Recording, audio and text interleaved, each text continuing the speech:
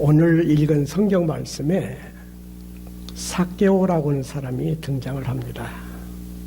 이 사람은 여리고에 거주하고 있었다고 그래요.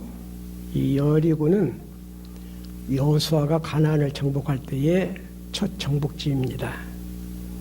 이 여리고는 우리 요단강이 흐르고 있어서 우리 땅이 비옥하고 또 농사 짓기도 좋고 그래서 부자 동네라 그렇게 볼 수가 있습니다. 그런데 이 삭개오라고 하는 사람은 세리장이라고 소개가 되어 있습니다. 이 세리는 세무서원인데 자기의 동족인 유대인에게서 세금을 거두다가 로마 정부에다가 납부하는 그런 사람입니다. 그래서 유대인들은 이 세리를 매국노라고 그렇게 단정을 지었고 죄인이라고 그렇게 낙인을 찍고 있었습니다. 이 삭개오는 부자라고 그랬어요. 부자.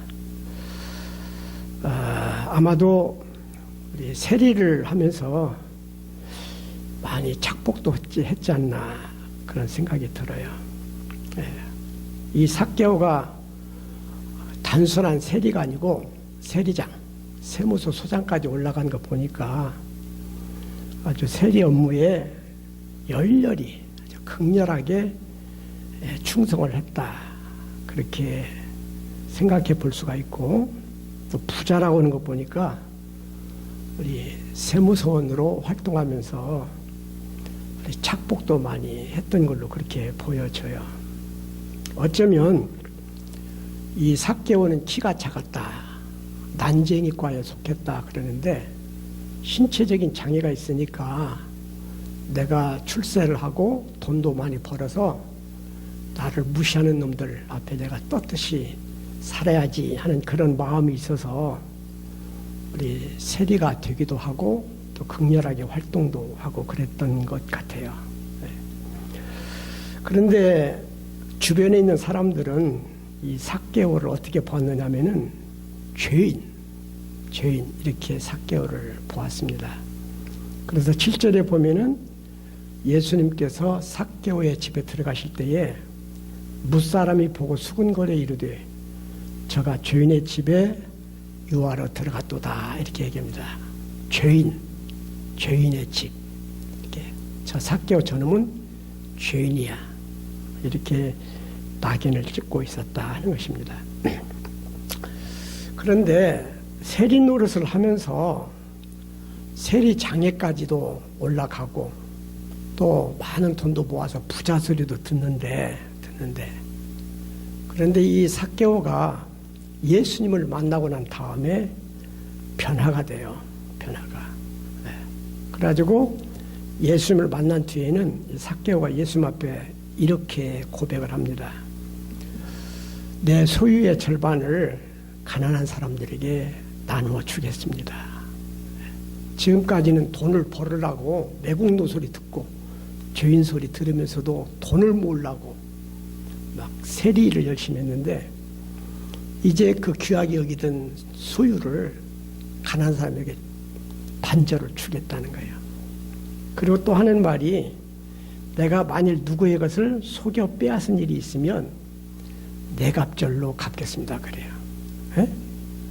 지금까지는 불의한 일도 많이 저지른 것 같은데 이제는 의롭게 살아가겠다 이렇게 예수님 앞에 다짐을 하게 되는 것입니다.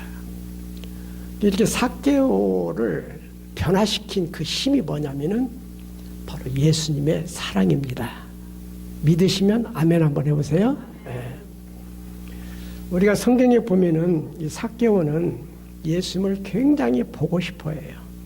그래서 1절에는 예수께서 여리고로 들어가 지나가시더라. 그리고 3절에 보면은 이 삭개오가 예수께서 어떠한 사람인가 하여 보고자 하였다 그랬어요. 아마 이제 이 삭개오는 예수님의 소문을 좀 들었던 것 같아요. 구세주라는 이야기도 들었을 것이고 예수라는 분이 사랑이라는 진리를 전파하고 있다 하는 이야기도 들었겠죠. 그래서 그 예수를 보고 싶어요. 보고 싶어. 그런데 키가 작아가지고 사람들이 인산인해를 이루고 있기 때문에 예수님을 막 둘러싸고 있기 때문에 예수님을 볼 수가 없어요. 그러니까 삭개오가 4절에 보면은 앞으로 달려가서 예수를 보기 위하여 돌 무화과나무에 올라갔다 이렇게 돼 있어요. 키도 작다만한 난쟁이가요 다름질 치는 모습이 얼마나 우스꽝스러웠겠어요. 그리고 어른이 예수님 보려고 막 나무 위로 올라갔다는 거예요. 응? 네. 거기다가 세리장이라는 지위가 있잖아요. 그러면은 점잖하게 행동을 해야 되는데 이 세리장이나 되는 사람이 막 나무에 막 올라가는 거 보면은 이 삭개오가 예수님을 얼마나 보고 싶어 했는지 짐작이 좀 가시나요? 네. 그런데 왜 이렇게 삭개오가 예수님을 보고 싶었느냐?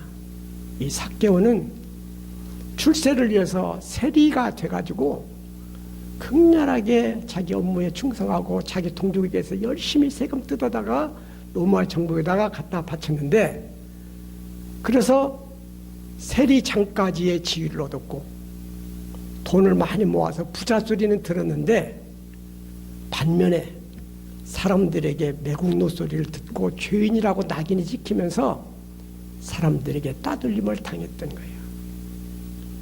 그러한 가운데서 이 삭개오에게 절실히 필요했던 건 뭐냐면 자기를 인정해 주는 이 사랑, 따뜻한 인간의 이것이 얼마나 갈급했던가를 우리는 짐작해 볼 수가 있는 것입니다. 근데 예수님을 보기 위해서 무화과나무에 올라가서 이렇게 예수님을 쳐다보고 있는 삭개오에게 예수님께서는 어떤 모습을 보이시느냐 하면은 5절에 예수께서 그곳에 이르사 쳐다보시고 이르시되 삭개오야 속히 내려오라 내가 오늘 네 집에 유하여 하겠다 이렇게 말씀을 하십니다. 예수님이 하신 일은요 단순한 거예요. 대단한 일을 하신 것이 아니에요. 네? 이 삭개오에게 예수님께서 무슨 많은 재물을 주었다거나 어떤 그 높은 지위를 주었다거나 고가의 선물을 주었다거나 또는 특별한 기적을 행하여 주신 것이나 또 자기의 심장을 내어주고 콩팥 떼어주는 것도 아니에요. 네? 네. 예수님이 삭개오에게 한 것은 대단한 일이 아니라니까요. 그냥 나무에 올라가서 예수님을 쳐다보는 그 삭개오를 향해서 삭개오야 속히 내려오라 이렇게 말씀을 하죠. 그리고 오늘 너희 집에 가서 너와 함께 하루 저녁 묵고 싶다 이렇게 말씀을 하시는 거예요. 그런데 이게 삭개오를 감동시키거든요.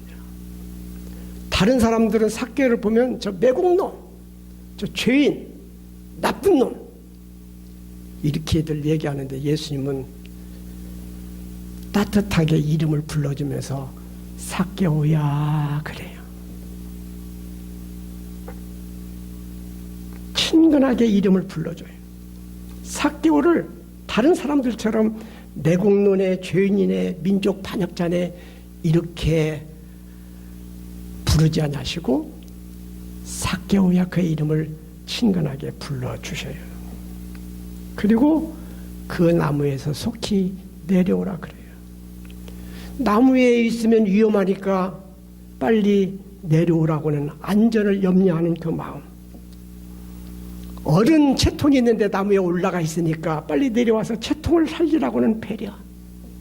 그리고 내려와서 내가 나와 함께 하자 하는 이 초청. 이거예요. 이거. 네.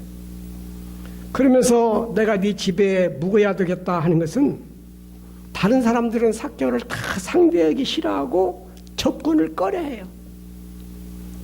유대인들은 이 삭개오를 죄인으로 낙인 찍고 매국노로 낙인 찍었기 때문에 그와 어울리는 사람조차도 좋지 않은 소리를 들어요. 그런데 예수님께서는 그러한 대중의 비난을 상관치 아니하시고 오늘 너희 집에 유하면서 함께 지내자 이렇게 얘기해요.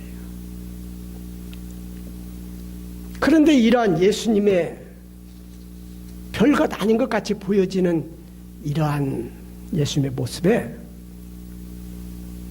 이 삭개오가 감동하게 된다는 거예요. 그래서 6절 말씀에서 8절 말씀에 보면은 이 삭개오가 나무에서 급히 내려왔다고 그랬어요. 그리고 즐거워했다고 그랬어요.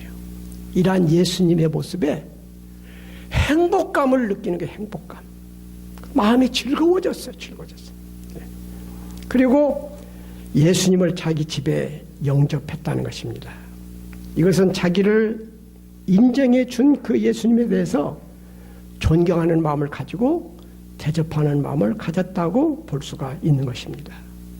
그리고서 자기의 삶을 바꾸겠다는 거예요. 내 소유의 절반을 가난한 사람에게 나눠주겠습니다.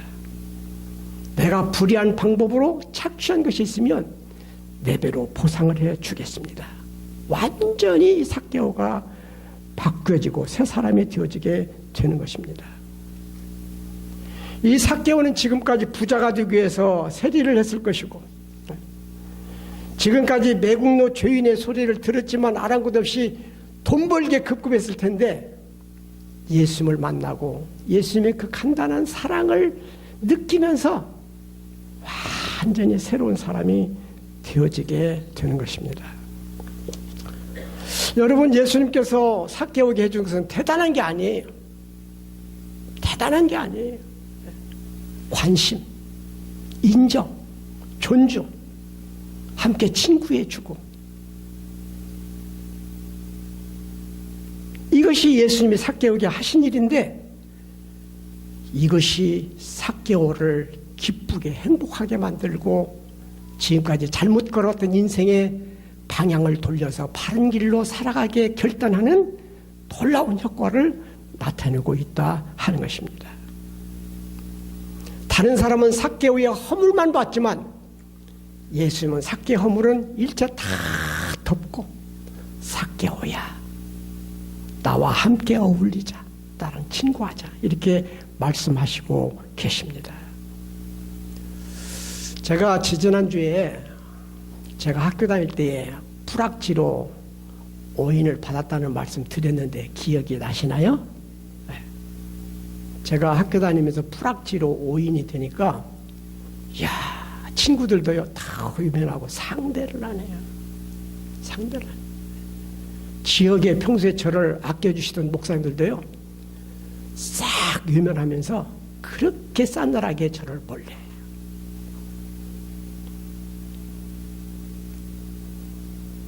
참 위로웠어요.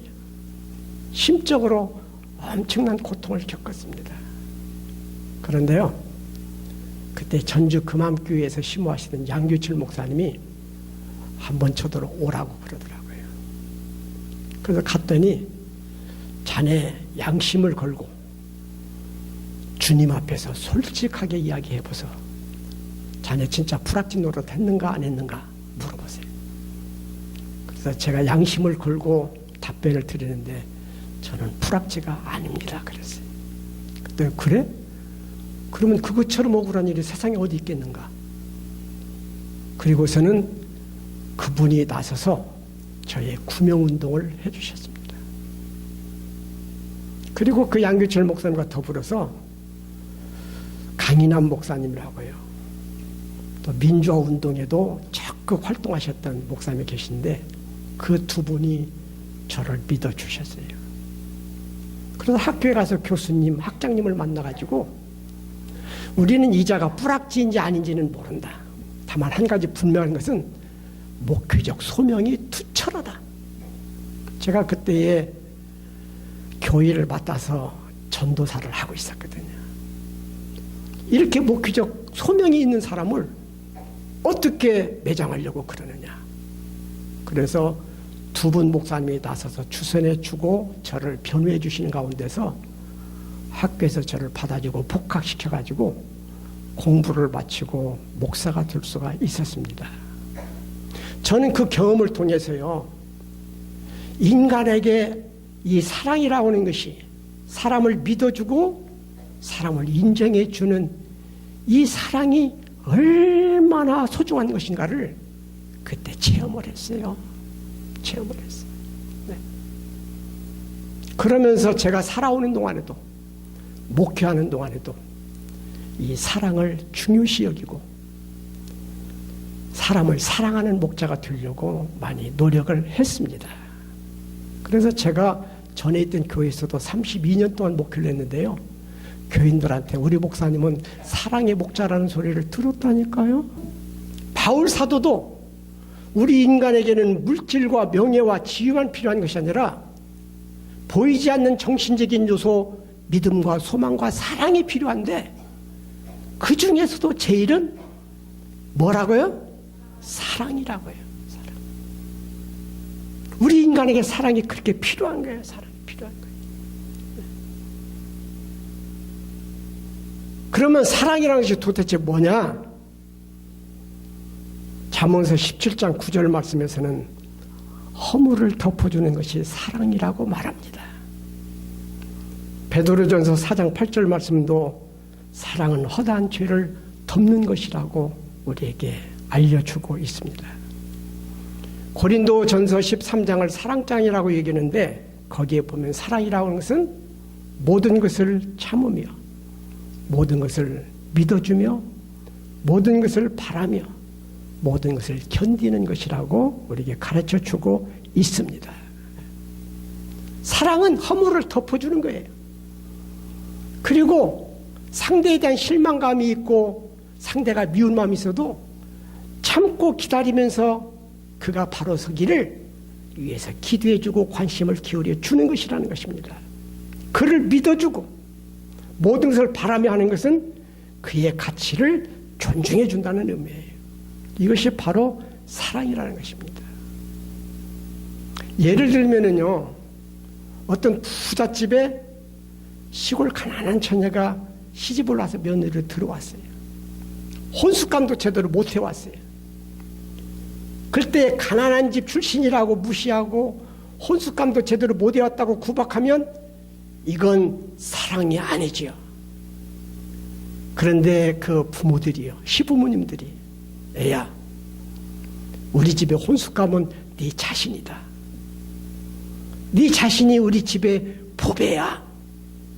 이렇게 하고 가난했던 것, 시골 떼내기 이런 허물은 다 덮어주고 그 인간 자체를 인정해주면 이것이 바로 사랑이라니까요. 사랑이 뭐 별것이 아니에요. 관심을 가져주는 것이 사랑이고요. 인정해주는 것이 사랑이고요. 존중해주는 것이 사랑이고요. 실수를 했어도 과오를 저질렀어도